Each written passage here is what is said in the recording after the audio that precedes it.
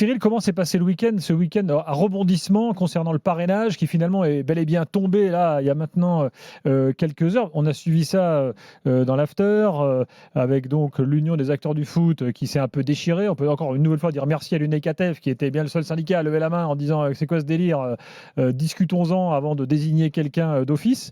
Cyril, ça y est, le parrainage est là. C'était quand même... C'est une histoire hallucinante ce qui s'est passé ce week-end. C'est encore plus simple quand le président de la Ligue de foot inscrit dans les statuts que les 3 administrateurs indépendants dans l'élection suivante dont vont forcément être issus le président. Il y aura le président sortant, le représentant de la FFF et le représentant des familles, c'est-à-dire qu'il inscrit dans les statuts l'impossibilité d'avoir face à lui un concurrent. L'histoire, elle est simple. Il était écrit dans les statuts et de toute façon, ça avait été plus ou moins expliqué au ministère des Sports à l'époque, au mois de juillet, que de toute manière, il n'y avait pas d'élection, il n'y avait pas de contestation, il n'y avait pas de projet alternatif possible et que c'était fait, il fallait continuer parce que le foot est en crise et donc il faut proposer à celui qui est la cause de la crise de la réparer lui-même, ce qui est un petit peu paradoxal.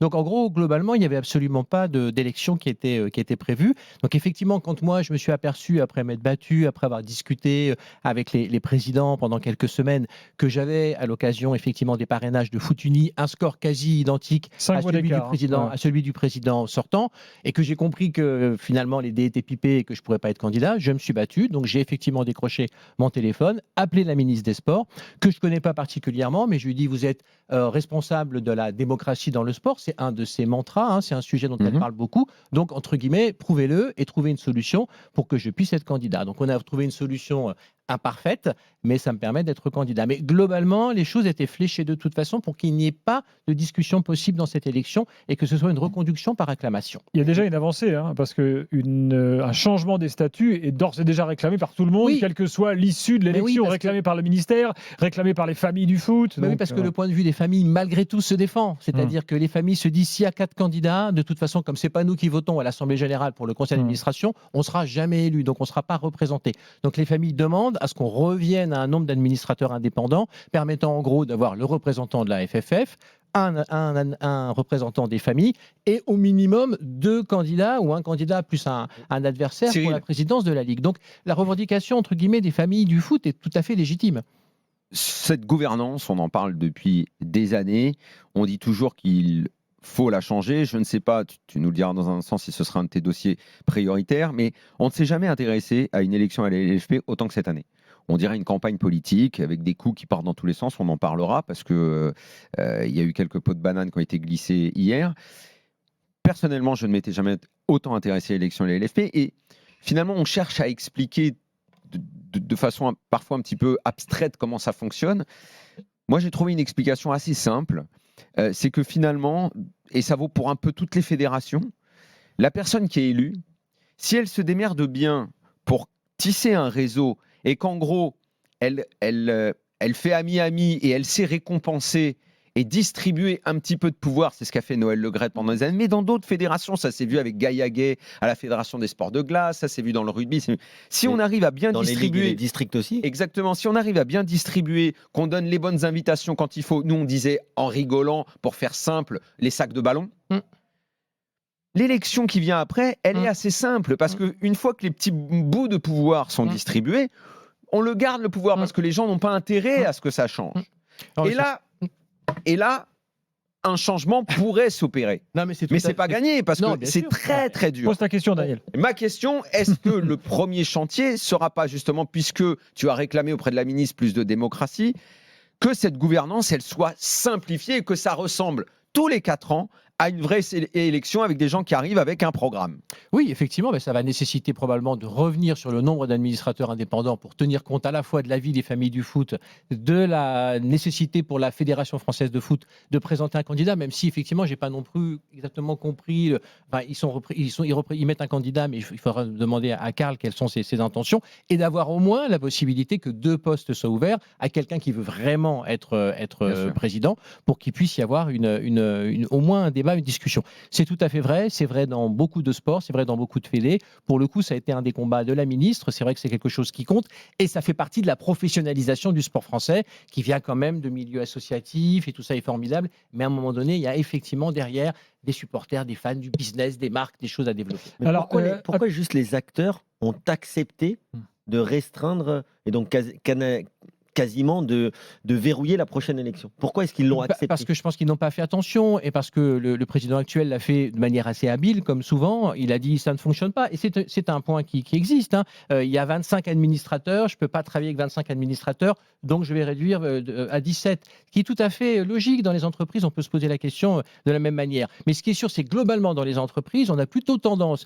à augmenter le nombre d'administrateurs indépendants pour justement avoir donc dans les boîtes des gens qui ont des avis différents, qui peuvent apporter dans la conduite de l'entreprise, voire éventuellement être nommé PDG à la place du PDG s'il y a une défaillance. Donc c'est un peu logique de réduire le nombre d'administrateurs, ça l'est beaucoup moins de réduire le nombre d'administrateurs indépendants. Mais c'est le foot, il y a les présidents, la Ligue c'est quand même avant tout l'émanation des présidents, il y a les familles, c'est des sujets qui sont compliqués. Avant de parler du programme, j'ai 2 questions très, très précises à poser. La première est la suivante. Cyril, tu as été obligé d'accepter de démissionner de démissionner du conseil d'administration si d'aventure tu n'es pas élu président. Ce qui peut sembler totalement hallucinant parce que nous, on y voit une sorte de manœuvre pour pouvoir replacer derrière Alain Guérini, en l'occurrence, candidat numéro 1 de l'UNFP. Et ça, tu étais obligé de l'accepter. Et pourquoi Oui. avoir accepté ? Parce que sinon, je pense que j'avais pas de parrainage, puisque de toute façon, les familles n'auraient pas démordu de la possibilité d'avoir soit directement un candidat, soit d'avoir le candidat battu. Alors d'abord, je pense que la question se posera pas, parce que je pense que je vais gagner. Moi, ce que j'aimerais savoir, si cette condition, elle s'applique aussi à Vincent Labrune. Donc, est-ce que la garantie pour Alain Guérini, elle est vraie aussi du président sortant? On saura ça mardi. Ou dans la Donc ça veut dire que là, on t'a présenté les autres. J'ai écouté Monsieur Linette, on est prêt à vous donner le parrainage, mais petit détail quand même, vu que nous, on a un gars un peu sous le coude qu'on aimerait bien quand même avoir. Non, mais c'est pas mon choix, parce que ça fait quelques petits arrangements de bas étage, quoi. Évidemment, moi j'ai fait ce que j'ai pu. Ce n'est évidemment pas mon choix, parce que pour beaucoup de présidents, il y a beaucoup ce sujet-là de dire il faut que tu rentres, il faut que tu sois au conseil, on aura besoin de toi, même si c'est pas pour cette fois-ci. Donc je comprends que ça engendre de la déception et parfois voilà un peu de critique. Mais je pense que je m'en suis expliqué. Je n'ai pas eu le choix. C'est le seul chemin que j'ai pu trouver pour me permettre de concourir à cette élection, ce qui était l'objectif, avec l'objectif évidemment de gagner. Et autre question concrète, Daniel, il y avait un petit papier dans le Canard enchaîné ce matin, même le Canard enchaîné s'intéresse à l'élection du président de la Ligue. Ça, effectivement, c'est sans doute une première, où il y a un petit sous-entendu qu'il faut lever. Parce que le papier se termine en disant oui, mais de toute façon, Cyril Linette, si jamais il n'est pas élu, il pourra toujours être président de la société commerciale. Alors, question précise, est-ce qu'éventuellement il y a un arrangement un peu secret avec Vincent Labrune pour que tu puisses avoir ce poste-là si jamais tu n'es pas élu, ou est-ce que c'est totalement exclu? Et dans quel cas, il faut le dire. Non, mais c'est totalement exclu et c'est typique de. C'est quand même le football à la papa, hein, tout ça. Hein. Je dis franchement, là, on est dans un monde. Il faut qu'on passe quand même à autre chose. Il faut passer au 21e siècle. C'est vraiment les fake news de base. Je te mets tel écho dans tel truc pour essayer de décrédibiliser ta candidature. C'est vraiment le truc typique. Je crée des crises. C'est systématique, hein. Il fait ça systématiquement. Je crée des crises. Labrune, en l'occurrence. Systématique. Il a toujours fait ça. Je fais des crises et je crée des crises et puis je mets les gens dans la crise et c'est eux en fait qui sont accusés et c'est moi derrière qui vient en sauveur. Donc c'est absolument classique, c'est un fonctionnement classique. Il fait ça depuis longtemps. Je pense honnêtement que ça ne trompe personne. Bon. Très bien. Maintenant, les questions d'actualité ont été mises sur la table. Tu vois, sur l'écran, il y a un chat, des gens participent, des auditeurs posant peut-être des questions. Quand je disais que c'est la première fois qu'on s'intéressait autant à une élection, et je vois que les gens, ça prend une tournure un peu politique, demandent le programme. Oui. On n'a jamais demandé à un gars qui voulait être président de la LFP. Ils disent, c'est quoi ton programme, c'est quoi tes idées? Est-ce que tu as listé les principaux problèmes qu'il va falloir prendre à bras-le-corps si jamais tu es élu? Et comment les résoudre? Parce que pêle-mêle, on va te citer les droits télé si DAZN s'écroule, qu'est-ce qui se passe? Tu vois, voilà. Donc, je te laisse... Non, mais démarrer sans faire un dégagement les dossiers prioritaires. Ouais, absolument. Alors, je ne vais pas faire un programme parce qu'effectivement, je ne suis pas un homme politique et je pense que les programmes sont faits pour ne pas être appliqués. Je suis plutôt un manager qui a tendance à ouvrir le capot et à voir ce qu'il faut faire. Mais malgré tout, il y a quelques sujets. Bon, il y a un sujet de crise immédiate pour les clubs, de trésorerie. Donc, il faut trouver des solutions, faire des économies à la LFP, trouver des solutions pour les clubs de financement, de prêts, même si ce n'est pas simple. Les aider en tout cas à passer une crise financière qui est quand même terrible. Après, je pense en effet, il faut aider DAZN parce qu'aujourd'hui, c'est le partenaire à lui mettre un peu le pied à l'étrier, peut-être le conseiller un peu plus dans sa politique commerciale qui me semble effectivement complètement déphasée. Je pense qu'ils n'ont pas eu le temps. Il faut aussi comprendre, DAZN, ils ont signé les droits 15 jours avant le début du championnat. Techniquement, c'est quand même une prouesse. Ils sont à l'antenne. D'ailleurs, les équipes d'LFP Média, ils sont pour beaucoup. Ils ont travaillé ensemble. Voilà. Après, c'est vrai que ça démarre d'un point de vue commercial, je pense très moyennement parce que c'est pas bon. Mais ça veut dire que tirer leur dire, écoutez, la formule, ça ne peut pas marcher, vous n'arriverez jamais aux millions d'abonnés, donc on va essayer de... La télé payante, c'est un vrai métier.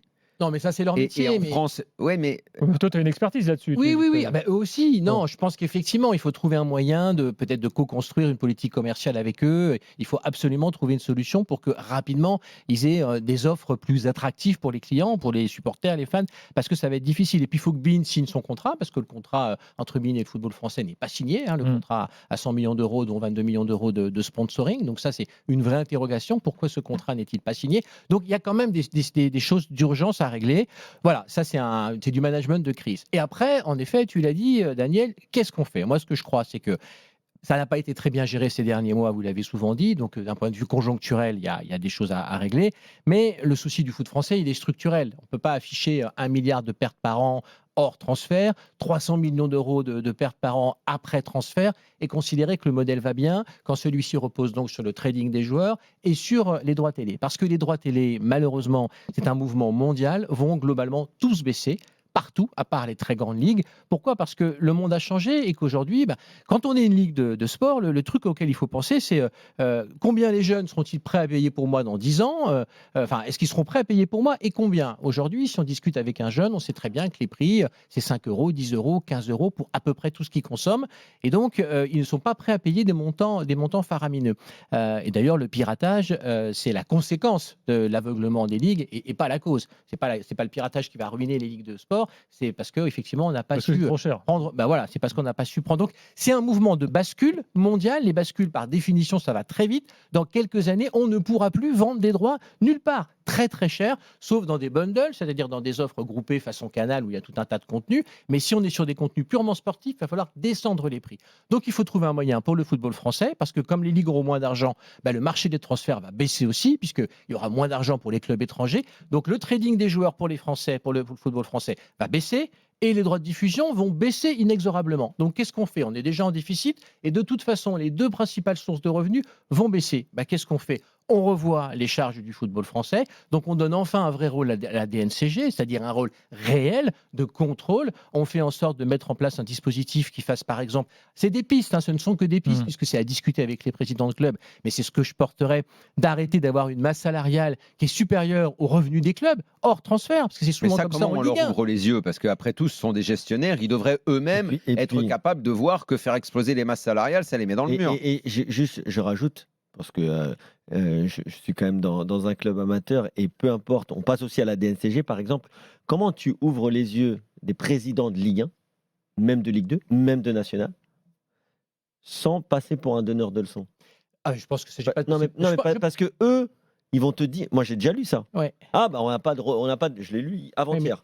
On n'a pas de leçons à recevoir, que ce soit de vous, mais que ce soit aussi d'autres candidats. On connaît notre travail en gros. Mais vous êtes déficitaire de 300 millions après transfert et de 1 milliard sans transfert, mais ils savent faire. Mais c'est bien le problème. Comme tu dis, Daniel, et je finis là-dessus, tu dis souvent que le football, ça grise, même des grands entrepreneurs, même des grands chefs d'entreprise qui sont extraordinaires dans leur domaine, mais quand ils arrivent dans le foot, les spotlights et les paillettes, ça fait un peu vriller et on a du mal à savoir ce qu'on sait faire et ce qu'on ne sait pas faire. Parce qu'il voit la compétition uniquement d'un point de vue sportif, il ne la voit pas du tout d'un point de vue de l'industrie générale du divertissement où les gens finalement font des choix entre le foot, Spotify, tout ce que tu veux, les sites de cinéma et ainsi de suite. Moi, je pense que ce n'est pas du tout une question de donneur de leçons, c'est simplement qu'ils n'auront pas le choix. Parce que si de toute façon, et c'est ce qui va se passer, les droits ne monteront plus jusqu'au ciel, ce n'est plus possible. L'époque où tu mettais un 600 millions d'euros, un 800 millions d'euros pour avoir l'exclusivité de la Ligue 1, moi quand j'étais à Canal, qu'on négociait les droits de la Ligue 1, on ne dormait pas pendant 3 jours. Canal jouait sa tête à chaque fois sur les droits. Mais aujourd'hui, tout le monde se dit,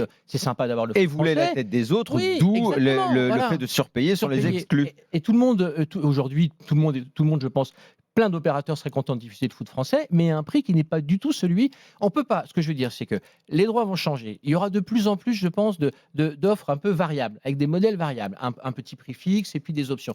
On peut pas faire peser sur le client, donc sur le fan de foot, une industrie avec des coûts fixes aussi faramineux. Donc que ce soit donneur de leçons ou pas donneur de leçons, le foot, de toute façon, n'a pas le choix. En Espagne, ils ont réussi à le faire, et pourtant, il y a le Real et le Barça qui n'étaient pas ravis. Ils ont mis en place effectivement un contrôle de la masse salariale. La DNCG locale, elle valide pas un vague plan sur l'année, elle valide contrat par contrat. Vous voyez, Olmo qui n'arrive pas à rentrer parce que la masse salariale du Barça ne permet pas de faire rentrer Ils ont trouvé un moyen Olmo. quand même de faire rentrer. Non, mais ils vont trouver, mais enfin, ça marche quand même plutôt pas mal. Oui. Et la DNCG pourrait aussi, à mon avis, avoir un rôle sur l'identité des repreneurs. Ce serait quand même logique. Ça c'est très important. Est-ce que le président de la LFP, toi, si tu es élu, pourra regarder et se dire... Un GG Veto. Lopez, Droit de veto peut-être. un GG Lopez, vu son dossier, c'est mieux s'il ne reprend pas un club en Ligue 1. Je ne suis pas dans le programme, puisqu'effectivement, je ne sais pas quelles sont les possibilités de. Mais en tout cas, le premier chantier que j'irai étudier, c'est la DNCG. J'irai les voir en leur disant il faut que vous soyez plus indépendant, il faut que vous ayez plus de pouvoir. Donc, ça, c'est sur la partie charge.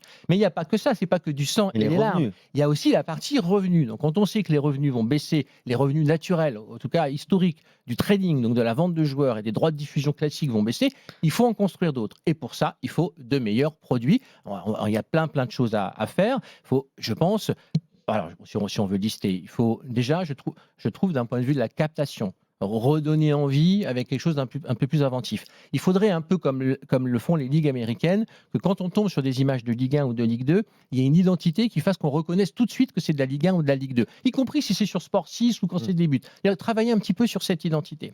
Il faut travailler sur la visibilité, parce qu'aujourd'hui, le championnat est quand même globalement invisible, et particulièrement cette fois-ci. Donc si on construit effectivement, non pas une chaîne comme je l'entends, parce qu'on est quand même en 2024, mais une plateforme digitale, à partir du moment où les chaînes payent moins cher les exclusivités, la contrepartie qu'on peut avoir, c'est de dire, OK, vous payez moins cher, donc on doit pouvoir diffuser les matchs 2 fois, ou les vendre sur 2 canaux différents. On vend une partie des matchs à un opérateur, puis comme le fait la NBA, on a notre propre chaîne, et on a nos propres matchs, où de temps en temps, on a des matchs en codiffusion, et on crée des passes, 15 € la saison, 10 € mon équipe, 5 € le match du jour, et ça peut cohabiter. Donc le revenu principal des droits exclusifs diminue, mais tu peux créer un autre revenu avec une plateforme de diffusion qu'on appelle Direct to Customer, c'est-à-dire une plateforme OTT pour les clients. Donc tu peux gagner en termes d'identité, tu peux gagner en termes de storytelling. Voilà, il y a plein de choses, je pense, que tu peux faire. On est d'accord qu'aujourd'hui, que vous soyez élu ou pas, de toute façon, le storytelling, il part de 0, voire de -1 ou moins de... Le public est fâché. Parce que le public, on est dans un contexte où les publics font presque exprès de ne pas prendre DAZN. Oui. Non, mais là, c'est un geste militant, carrément. Oui, absolument. Tu as raison de le dire. C'est clair. C'est un mouvement de fond qu'il faut comprendre, parce qu'effectivement, ça fait trop longtemps qu'il y a une forme un peu de bras d'honneur, c'est-à-dire à dire... en fait, la Ligue 1 se vend tour à tour au charme et à la clé de bras, quoi. C'est un peu comme ça. Je fais un peu de charme. Mais malheureusement, et les autres ligues ont fait la même chose, ça ne fonctionne plus. Mais l'Italie n'arrive pas à vendre ses droits à l'étranger. Le foot féminin anglais, qui est très bien développé, n'arrive pas à vendre ses droits. C'est un phénomène qui arrive partout. Donc, il faut trouver un moyen même aux États-Unis. Alors, est-ce que parmi les premières actions du président Linette, il y a le fait de renouer le dialogue avec Canal+, ton ancienne maison? Recoller les pots cassés. Oui, oui, je pense, parce que je pense que Canal est incontournable, à la fois en tant que éditeur de chaînes et en tant que distributeur. Alors pour le coup, ils ont une position idéale, puisque eux, ils peuvent agréger des chaînes, ils peuvent diffuser des programmes sur leur propre chaîne, ils pourraient abriter une plateforme digitale OTT telle que je l'ai dit. Avec Linette président, c'est un peu de Canal qui est à la Ligue. Enfin, non, mais forcément. Je n'ai absolument aucune idée de la stratégie de Canal par rapport à la Ligue 1 dans les années qui viennent. Est-ce que ça les intéresse encore? À notre époque, quand Daniel était à TPS et moi à Canal, on savait que c'était moteur et très important. Est-ce que c'est encore aussi vrai? Malheureusement, quand on dit à un client, il faut vous passer de nous, il prend l'habitude, il s'habitue. Oui, mais on sait qu'il y a eu beaucoup, dans cette rupture, il y a eu beaucoup d'humains. Oui, c'est ce que j'allais dire. Ce qui est un peu fou d'ailleurs, parce qu'on se dit qu'à ces sommes-là, dans le business, il ne devrait pas y avoir ce genre de rapport, mais on sait... Maxime Saadé était venu sur ce plateau. On sait que Bolloré en veut à mort à Vincent Labrune et que tant que lui sera là, les pots cassés ne seront pas recollés.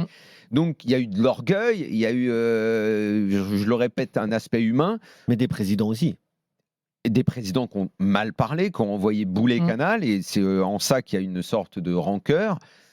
Recoller les pots cassés, c'est possible, parce que finalement, depuis que Canal n'est plus dans le foot, c'est là que ça a été la grande descente. Je pense que ça a été l'erreur. Il fallait effectivement accompagner l'évolution avec des nouvelles chaînes, faire rentrer des concurrents, de nouveaux opérateurs, mais toujours garder quand même au moins un pied dans Canal. Alors la question, est-ce que moi je ramènerai Canal à bord et en tant que diffuseur de la Ligue 1, je ne sais pas. Est-ce que je peux ramener Canal à la table des discussions? Oui, ça j'en suis absolument persuadé. Je sais que moi, président de la Ligue, ça changerait. Je sais que la discussion redeviendrait possible avec Canal. Je ne présage en rien du résultat, hein, mais la discussion redeviendrait possible. Donc la fâcherie de Canal, elle n'est pas définitive à l'égard du foot français.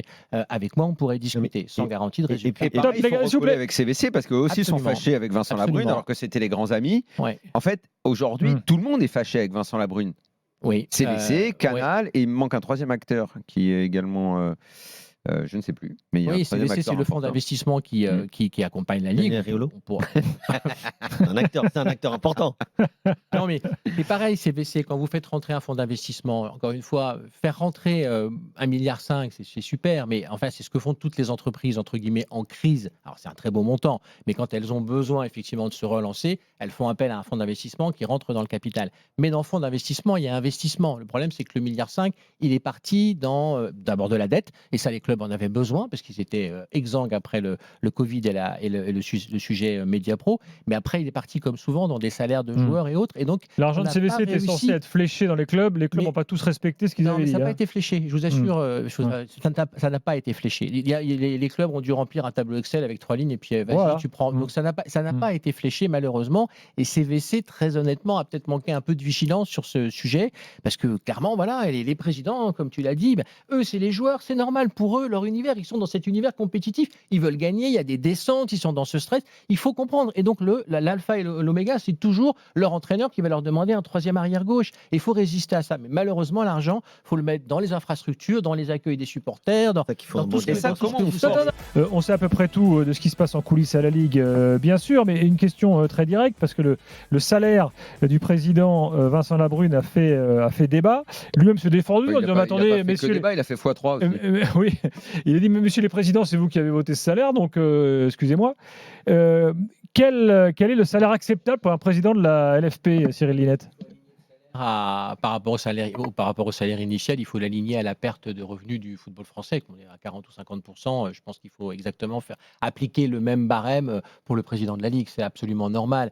Après, moi, j'étais un petit peu surpris. Je l'avais déjà dit que ce soit un salaire fixe. En général, quand on a ce type de responsabilité, on peut très bien arriver à des montants comme ça. Ça paraît très élevé, mais il faut qu'il y ait au minimum la moitié, voire les 2/3 du salaire qui sont variables et qui sont conditionnés des résultats. En l'occurrence, cette année, il n'y aurait pas eu de versement du salaire variable. Et c'est comme ça qu'un vit un patron. Mais pour moi, c'est plutôt aujourd'hui, effectivement, appliquer le tarif qui est applicable finalement, malheureusement, à tous les clubs. Il y a quand même dans la présentation des choses un truc hallucinant, c'est que on nous parle d'1 milliard et on se retrouve avec 500 millions et tout le monde dit ah ouais, c'est génial.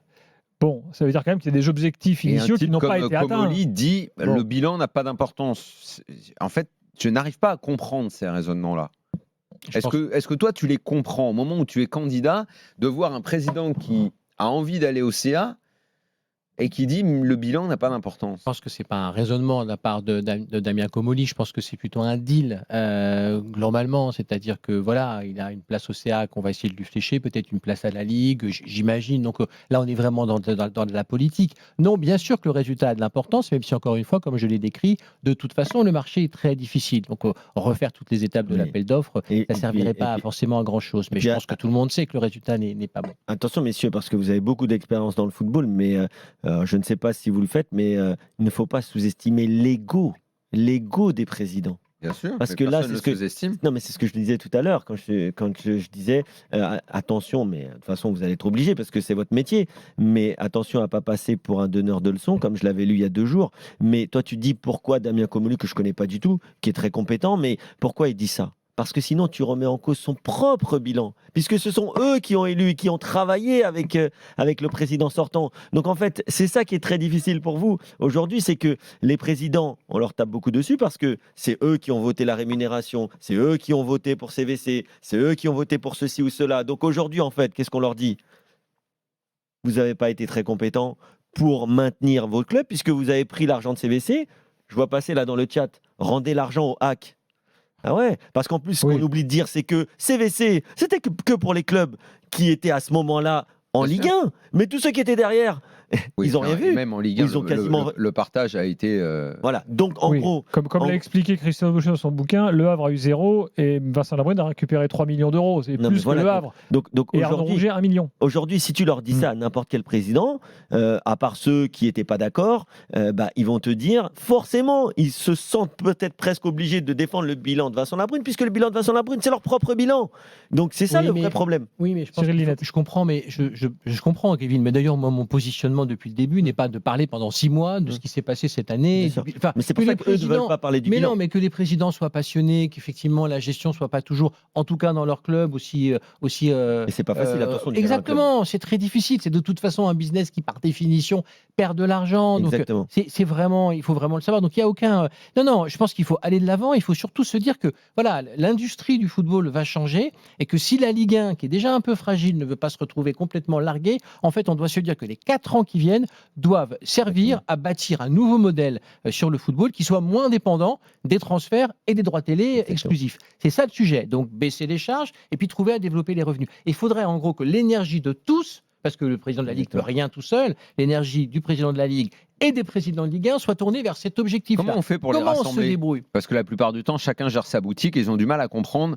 Comme on l'a dit, je l'ai raconté 1000 fois quand Scudamore a créé la Première Ligue, de leur expliquer...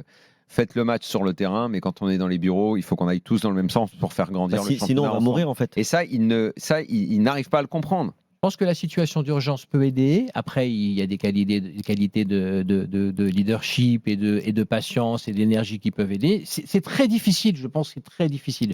Mais bon, moi j'ai la fraîcheur pour me dire, voilà, il y a peut-être un moyen de trouver quelque chose. Mais c'est très difficile et c'est normal que ce soit difficile parce que effectivement, ils pensent toujours au match du samedi. Ils ont à côté d'eux le type qui a eu un penalty et pas eux. C'est logique, c'est consubstantiel à cette activité. Parlons un peu de l'élection qui vient.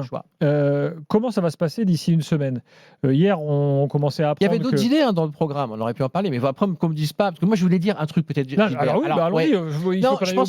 pense qu'il faut de nouvelles compétitions dans le foot français. Je pense qu'on a un problème, et je le dis clairement, mais il faut le dire clairement. Je pense que, voilà, on sait tous ce que le football français doit au Qatar, au PSG, qui remplit les stades, mais on a quand même un problème avec la surdomination du PSG. Quand on voit les droits télé aujourd'hui par rapport à il y a 12 ans, quand le PSG est arrivé, ils ont baissé. Donc ça n'a pas créé ce qu'on a imaginé en termes de droits. Donc il ne s'agit pas évidemment de rogner les ailes au PSG et de l'empêcher de travailler. Ils ont d'abord augmenté. Oui, se sont écroulés par la suite à la crise. Dans un premier temps, ça a servi à séduire. Mais quand tu regardes tous les indicateurs d'intérêt pour le championnat, il a baissé de 5-6 points. Oui. D'intérêt pour le suspense du championnat, il a baissé de 15 points. On ne va pas se raconter d'histoire. Le fait que le championnat soit dans la tête des gens, joué d'avance, est quand même un vrai sujet. Parce qu'aujourd'hui, on s'intéresse à son club, on ne s'intéresse plus tellement au championnat en tant qu'histoire, on connaît le vainqueur quasiment au début. Donc il ne s'agit pas d'empêcher le PSG de travailler, au contraire, il s'agit de faire monter les eaux. Donc le fléchage de la répartition est quand même assez important. Donc revoir la répartition, moins l'avantage du PSG. Non, pour le coup, le fait que ce soit plutôt fléché vers les gros clubs, je sais qu'il y a pas mal de clubs que ça déçoit, mais je pense que c'est quand même important d'avoir une élite européenne qui se détache. Mais ce que je veux dire, c'est que ça laisse de côté beaucoup d'autres clubs. Moi, j'avais regretté la disparition de la Coupe de la Ligue pour ça, parce que je me disais, voilà une compétition. Alors, ils ont arrêté parce qu'il n'y a pas de diffuseur, donc pas d'argent en tout cas, et parce que les clubs européens ne voulaient plus la jouer. Ce que je comprends, que le PSG ne joue pas la Coupe de la Ligue, honnêtement, avec le nouveau programme de la Champions League, où cette année, Lille, Monaco, Brest, c'est parfaitement normal. Mais du coup, si les clubs européens ne jouent pas la Coupe de la Ligue, et qu'on met c'est juste une piste, et qu'on remet la Coupe de la Ligue sans les clubs européens, avec une place en Conference League au bout, on donne quand même une possibilité à des clubs intermédiaires de faire des finales, de gagner une coupe, ce qui ne peut plus arriver dans le foot d'aujourd'hui. Il y a de moins en moins de matchs pour ces petits clubs. Mais oui. On joue à 18, là il y avait 3 mois de vacances pour les joueurs, c'est un vrai problème. L'UEFA, on dit souvent que l'UEFA est un peu une machine à Afrique, mais quand il crée la Conference League, on a un peu tendance à dire qu'est-ce que c'est que ce truc. Mais vous avez vu l'Olympiakos, la joie. L'Olympiakos, c'est un club qui n'a absolument plus aucune chance dans la Ligue des Champions d'aujourd'hui d'aller très loin. Mais quand l'Olympiakos gagne la Conference League, il gagne une Coupe d'Europe, il y a 500 000 personnes dans les rues d'Athènes. C'est ça le foot. Donc avoir des compétitions qui permettent effectivement à des clubs intermédiaires de gagner, de se faire plaisir des compétitions, n'empêche nullement évidemment le PSG de dominer la Ligue 1 et si possible de nous régaler en Ligue des Champions. C'est quoi le débat autour de... Championnat à 20 avec la Ligue des Champions? Sur la Ligue 1, je pense que c'était justifié. Sur la Ligue 2, beaucoup moins. à mon avis. Moi, j'avoue que j'étais pas du tout fan de la Coupe de la Ligue dans son format, puisque c'était quand même souvent les gros clubs qui la gagnaient. Mais par contre, et c'est là où je vois que vous regardez quand même ce qui se passe, que ce soit aux États-Unis ou dans certains autres championnats, puisqu'il y a souvent, même en NBA d'ailleurs, ils l'ont fait depuis l'année dernière, avec cette espèce de coupe intra-match, match de saison régulière où il y a beaucoup trop de matchs, etc. Mais en Angleterre, par exemple, ils ont une coupe pour tous les clubs qui ne sont pas en première division. Ils ont une coupe, coupe nationale pour tous les clubs hors première ligue. Et tout ça, ça marche parce qu'il y a du monde au stade. Après, ils ont les playoffs aussi, qui peuvent être intéressants, qu'on a introduit et qui est pas mal, qui est aussi en Belgique, par exemple, même si la Belgique, c'est un peu compliqué et c'est pas très fair, mais bon, voilà. Mais il y a pas mal de choses. Mais moi, je veux pas rajouter des matchs parce qu'on se plaint quand même aussi beaucoup que, en tout cas pour les meilleurs joueurs et les meilleures équipes, il y a beaucoup trop de matchs. Mais par contre, si c'est pour rajouter des formats qui peuvent redonner de l'intérêt à certains marchés, comme disent les Américains, puisqu'ils parlent de marché en parlant de petites franchises ou de petits clubs, et ben ça peut être intéressant. Mais vrai. oui, parce que si tu crées une oligarchie, par définition, tu perds des gens en route. Il y a des gens qui seront les supporters de Nîmes ou d'Ajaccio. Bon, le PSG en Ligue des Champions, c'est pas leur truc. Mais donc c'est leur faire des compétitions pour que de temps en temps ils puissent eux disputer une finale. Moi, je pense que c'est très important. Il y a des Leaders Cup au basket, en milieu de saison, tu fais des choses. Voilà, c'est retrouver de l'imagination, quoi. Qu'est-ce que vous pensez de la Ligue 3 ? Moi, je suis favorable à la Ligue 3. Et je pense qu'il ne faut pas se poser la question pendant c'est le national transformé en Ligue 3 professionnelle. Mais oui, il y a 10 clubs professionnels déjà. Il y a déjà 10 clubs professionnels en national.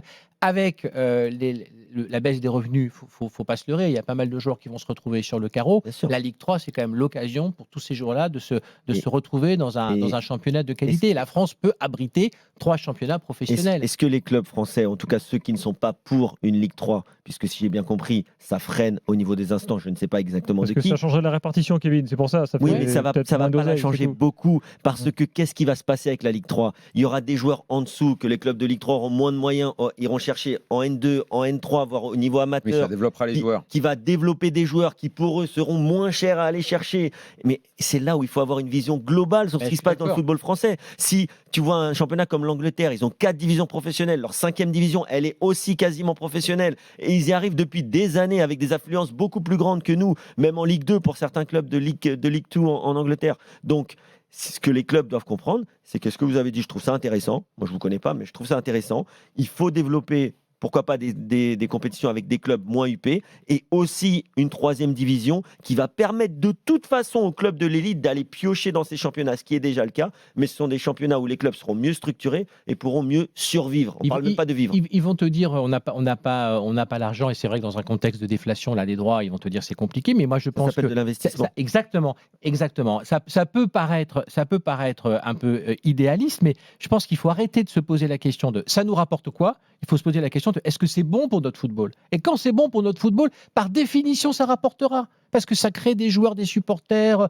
de l'envie, de l'entrain et ainsi de suite. Et éviter que le football, finalement, c'est super les matchs de Champions League, mais si on veut que notre football continue d'exister d'un point de vue local, d'un point de vue territorial, d'un point de vue patrimonial, il faut effectivement des compétitions. Il y a un dossier qui est très important, c'est l'image. L'image du foot en France, elle est catastrophique.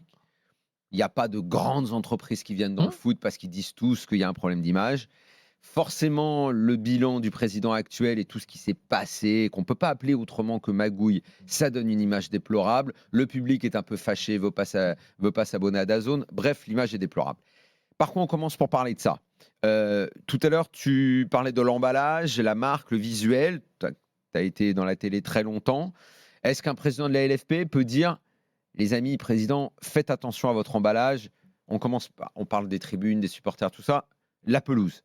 Quand on voit des pelouses qui ressemblent à rien du tout, quand on allume la télé, qu'on regarde, ça donne pas envie. Moi, mon fils, il a 17 ans, je vais zapper, il s'arrête sur l'Angleterre. Ah, regarde comme c'est plus beau, ça brille plus, c'est plus vert, c'est plus ceci.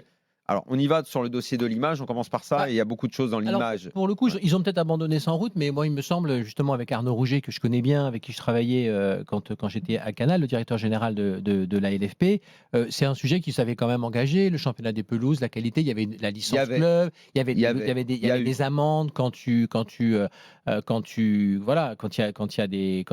pelouse n'était pas de qualité. Donc, je ne sais pas où ça en est. Oui, bien sûr que c'est très, très important. La première chose que tu vois, c'est effectivement sur ton écran, écran, qu'il soit grand ou petit, est-ce que l'image t'attire ou est-ce que elle ne t'attire pas? Après, sur l'image, il y a aussi effectivement la question de l'ambiance, la gestion des supporters, comment trouver le bon équilibre entre la passion, les ultras, bien comprendre les différentes typologies qu'il y a dans un stade, qui n'est pas toujours Peut-être parfois les intégrer aux discussions. Là, par exemple, sur la Ligue 2, on se rend compte qu'il y a quand même souci dans la discussion. Oui, mais je pense qu'effectivement, alors moi, je pense que le souci de la Ligue 2, il est quand même plutôt de la conduite de l'appel d'offres parce que Bein, c'est pas complètement illogique. À partir du moment, le problème, c'est qu'ils ont vendu la Ligue 2 avant la Ligue 1. C'est pas très logique parce qu'ils n'arrivaient pas à vendre la Ligue 1. C'est pas complètement illogique la position de Bein de dire à partir du moment où finalement, alors que j'avais pas prévu, j'ai acheté la Ligue 2 pour le samedi, maintenant je me retrouve à un match de Ligue 1 le samedi, de dire je préfère le mettre le vendredi. Et rappelons que ce sont les présidents de club qui ont une nouvelle fois voté pour. Voilà, donc pour le vendredi. Je trouve la position de Bein, franchement, extrêmement logique. C'est plus effectivement un peu la confusion de l'appel d'offres Moi, je pense que c'est le bordel autour et la confusion qui a fait que les supporters aient mal pris de la prendre au dernier moment. Oui, la façon dont ça s'est fait. On est un pays un peu éruptif pour beaucoup de sujets. Non, mais l'image du foot, je rejoins Daniel. C'est bon. Je suis pas comment dire. Faut pas être béni oui sur le foot. C'est un sport qui aura toujours une forme d'agressivité dans les tribunes. Enfin, c'est pas les Jeux Olympiques, ce sera jamais ça. C'est comme ça. Mais malgré tout, il y a quand même des choses sur lesquelles je pense qu'il faut être un peu plus ferme dans les tribunes sur un certain nombre d'incidents, parce que en effet, quand on parle de revenus, quand on parle de nouvelles ressources à la place donc cette fameuse manne des droits télé, il y a quand même tout le tissu économique français, des grandes puissances économiques françaises qui n'est pas dans le foot. Ils sont dans le rugby, ils sont pas dans le foot. Il n'y a pas un département en France où il y a plus de licenciés, plus de licenciés rugby que de foot, même pas dans le sud-ouest. Et c'est le rugby qui, très intelligemment, ramasse la mise sur le plan des grands partenaires et pas le foot historiquement. Parce que le foot ne travaille pas sur ce qu'on appelle la RSE, qui est un sujet absolument clé pour toutes les entreprises, qui passait pour tarte à la crème il y a 10 ans, mais qui est aujourd'hui fondamentale, qui sont les valeurs associées à ton championnat, la manière dont tu vas... Je sais pas, tu peux imaginer un championnat C6 foot en levée de rideau, de certains matchs de Ligue 1. Enfin, tu peux travailler une politique d'emploi, enfin, il y a plein de choses qui peuvent être faites, l'environnement, un peu comme essayer de faire le rugby, des panneaux solaires au-dessus des parkings ou des stades pour contribuer à tout ça.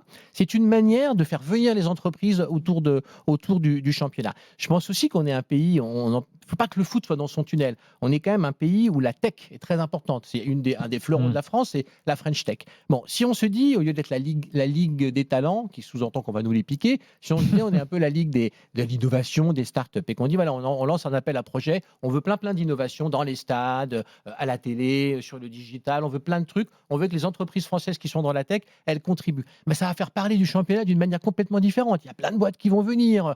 Tout d'un coup, on va passer au 21e siècle.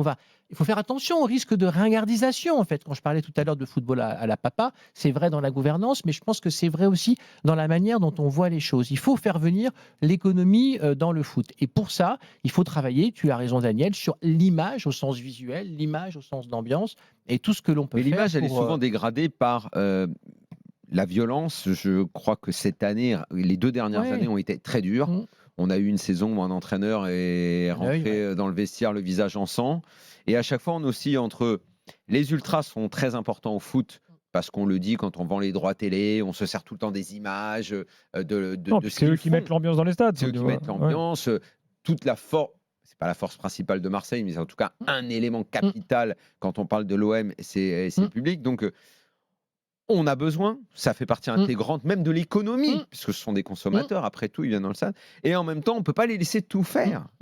Et on est sans arrêt entre les deux à qu'est-ce qu'on fait, de quelle façon on peut nouer un dialogue et comprendre ce qu'ils attendent ou ce qu'ils n'attendent pas. C'est compliqué. Moi, j'étais à Amiens pour la première journée de championnat. Je suis allé voir un match. J'étais à côté du directeur général, enfin du président exécutif, pas Bernard Joannin, le propriétaire, mais du président exécutif. Et je voyais, il avait dans les tribunes les types qui jetaient des fumigènes. Enfin, c'était la colère là, contre la Ligue 2. Et je le voyais faire ses comptes. Ah, encore 2000 €, encore 500 €. Et puis, il avait des gars chez lui qui mettaient dans les tribunes pour essayer de gérer le truc. Faut pas croire que les clubs ne s'en occupent pas. Hein. Ils sont archi vigilants là-dessus. Ils essaient de mettre en place une organisation pour éviter tout ça. Après, quand il y a un incident grave, ils ont tendance à de nouveau faire un peu, à revenir un petit peu sur leur leur côté patron d'une communauté, et donc à dire c'est pas nous, c'est l'autre club. Donc c'est un sujet difficile.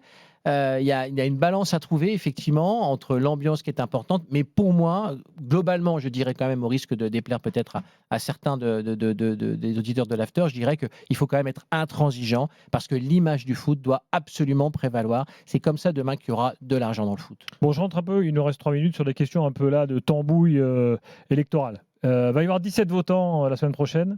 Comment tu vas faire là? Les appeler tous un par un? Est-ce qu'on sait qui sont les votants déjà? Non, on ne sait pas forcément, parce qu'il y a une assemblée générale avant, donc on ne sait pas forcément. Comment ça va se passer? Il y a surtout les collèges de Ligue 2 et de Ligue 1. Donc les Ligue 2, ils sont 3, ils passeront à 2. La Ligue 1, ils sont 9, ils passeront à 7. Et ce qu'on peut dire globalement, c'est que les partisans du changement ne sont pas très présents dans les 3 et dans les 9. Donc c'est vrai que ça paraît, c'est un peu la difficulté. Si ces 12-là votent la brune, c'est foutu, quoi. Voilà. C'est quand même hyper verrouillé. Oui, mais c'est parce que aussi, effectivement, les gens qui sont mécontents... C'est un vote à bulletin secret?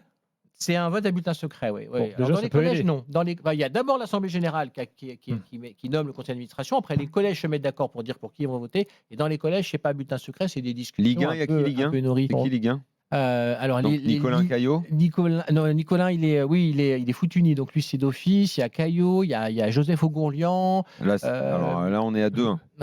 Il y a Olivier Létang, il y a... Olivier, je peux pas croire qu'il ne veuille pas le changement, sinon c'est dramatique. Pas tous en tête, puis là, comme je le connais. Je vais pas pouvoir te les citer, de tête. Il y a Monaco, il y a Ribo Lovlev qui est dedans. Je ne sais pas s'il est présent, je ne sais pas s'il est intéressé par tout ça. Il y a donc Damien Comolli, il y a Longoria, il y a Valdemar Kita, il y a Pablo Longoria. Ouais. Alors, je vous rassure, là, je ne sais pas de tête parce que les journées sont longues, mais j'ai bien la liste et Pablo je les appelle. Longoria, président de l'OM aujourd'hui, avec ce qui s'est passé à CVC, la façon dont CVC a enflé l'OM, je suis Pablo Longoria aujourd'hui, je ne peux pas voter Vincent Labrune, surtout quand on sait le souvenir que Vincent Labrune a laissé au Vélodrome. Par respect pour les supporters de l'OM, Pablo Longoria doit ouvrir les yeux. C'est pas possible. Je rappelle que Nasser Al-Khelaifi avait voté Michel Denisot la dernière fois et pas Vincent Labrune. Maintenant, il est bien avec... Il y a une question que je ne sais pas si vous allez encore avoir l'opportunité peut-être de discuter avec eux, mais en tout cas, je peux vous glisser une question, même si vous l'avez sûrement. C'est simple. Êtes-vous conscient que le football français est au bord du précipice, en fait? Le précipice au niveau de l'image, avec tout ce qu'on vient de parler aujourd'hui et les jours précédents, le précipice sur le plan financier et sur le plan sportif, puisque tout ça, ça découle. Donc en fait, soit ils en sont conscients, ils peuvent mettre leur ego de côté, on a fait des choses bien, on a fait des choses moins bien, mais là, il faut qu'on tourne, sinon on va droit et on va tomber. En fait, c'est simple. Déjà, comme vous l'avez dit, tous les sports sont en grande difficulté. Le football mondial est en grande difficulté sur les nouvelles générations, sur plein de choses dont on parle souvent dans l'after. Et s'ils ne comprennent pas que là, que ce soit de la tête jusqu'à la base, c'est-à-dire le football amateur, ils sont en grande difficulté. Oui, mais tu vois, Kevin, tu dis faut pas leur donner de leçons, et en même temps tu tiens il faut juste leur demander. Est-ce que vous savez si vous dites quand tu leur dis est-ce que vous savez que vous allez dans le mur, c'est une manière quand même de pas est-ce que vous allez dans le mur. On a fait des choses bien, on a fait des choses tu es obligé de les rassembler. Tu sais, moi j'ai entendu des présidents qui vont voter, et pour le citer, Louis Nicolin me dire oui, mais nous parfois on a la tête dans nos clubs. Laurent Nicolin, pardon. Nous, parfois, on a la tête dans nos clubs, on est dans nos emmerdes et tout. Ce qui se passe à Paris, non, mais c'est vrai, on ne sait pas. Mais alors, là, on leur dit, la réponse de Cyril Hanouna, il défend son pote, mais sans savoir que son pote l'emmène dans le mur, au fond. Je pense que il faut professionnaliser le conseil d'administration. Ça veut dire quoi? C'est un peu des sujets d'entreprise, mais ça veut dire que quand il y a une décision à prendre, il ne faut pas leur filer un truc de 180 pages qui arrive la veille, qu'ils n'ont jamais lu. Il faut leur faire des synthèses, il faut leur envoyer une semaine avant, qu'ils aient le temps de s'informer du dossier. En fait, il faut faire en sorte que les choses soient professionnelles. Je veux dire, ce saut un peu quantique, il est dans les tribunes, il est dans l'image du foot, il est dans les compétitions, il est dans avoir une attitude de challenger, mais il est aussi dans la professionnalisation de la LFP en général. Oui. C'est quoi la LFP?